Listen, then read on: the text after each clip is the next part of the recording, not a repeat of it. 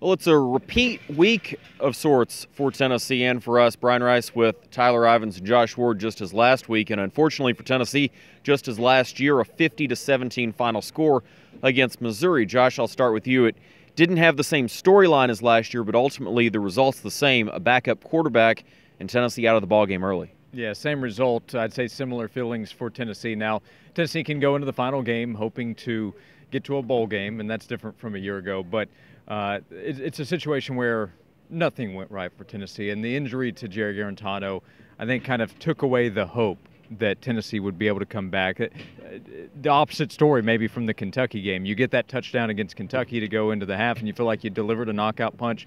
The interception return and the score for Missouri before the half, it wasn't over, but it felt like this is going to be really difficult to come back against, knowing you really need to keep up with Missouri scoring. Obviously, Tennessee wasn't able to do it. And Tyler, defensively, though, the numbers certainly a lot better than they were last year. The outcome the same. As Josh mentioned, you needed to get stops to give your offense a chance, particularly after the turnover sequence at the end of the first half. Couldn't do that in the second half. At one point in time, I lost count at 11 missed tackles on the football field. When I get a chance to go back to the DVR tonight, I'm sure it's going to be well near the 15s, maybe the 20s.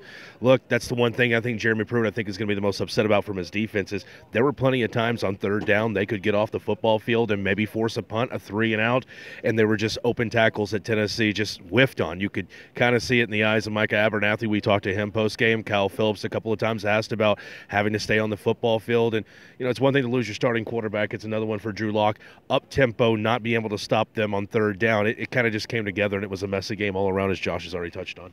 Well, the up-tempo game kind of bites Tennessee again after South Carolina sort of ran that to perfection. Now it may give Vanderbilt and Kyle Shermer a blueprint for next week. No matter what happens with Vanderbilt and Ole Miss, next week could be very important for Vanderbilt, regardless with their high APR score, to get a win over Tennessee. Tennessee needs a win, obviously, for bowl eligibility at 6-6. Yeah, no doubt. We are having this conversation right now, not knowing the Vanderbilt-Ole Miss result. But I don't doubt that it's going to mean a lot to Vanderbilt. Vanderbilt's won 2 straight against Tennessee. Anytime the Commodores can beat the Vols, it means a lot on that side. And if it is 2 teams going for win number 6, obviously it means a lot on both sides. I think Tennessee will bounce back. It's had adversity that's had to face a lot this season. I mean, this is the 5th game that Tennessee's lost by 26 or more points, which is kind of hard to believe that the numbers have been that. But every time Tennessee has bounced back, I think the effort will be there. There's a question about the health of a few players. Jerry Garantano, of course, Marquez Callaway, that very much will matter for Tennessee. But I think mentally Tennessee will be engaged. It's a matter of what can the defense do against Kyle Shermer? What can he in that passing attack get done? I think it's going to be a toss-up game next week for Tennessee and for Vanderbilt. Tyler, kind of the same question. Did they give Vanderbilt a blueprint for next week's game? You know what? We were talking about this before the press conference began, up-tempo.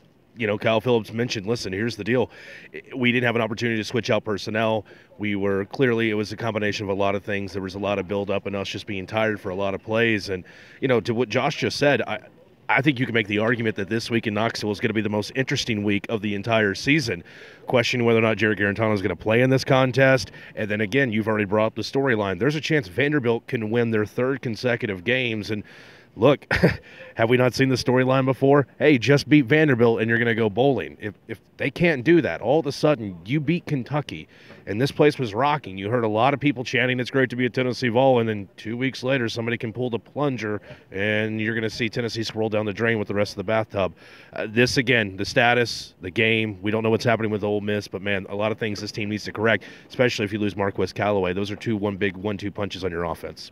Need to beat Vanderbilt to go to a bowl game. Situation didn't work out for Tennessee in 2013 here at Neyland Stadium. Did work out for the Volunteers a year later in 2014 at Vanderbilt Stadium. We'll see. Jared Garantano, Marquez Callaway will update you on their health and get you set for Tennessee Vanderbilt all week long on Sports Radio WNML. Thanks for checking this out. We'll see you starting at 6 a.m. on Monday.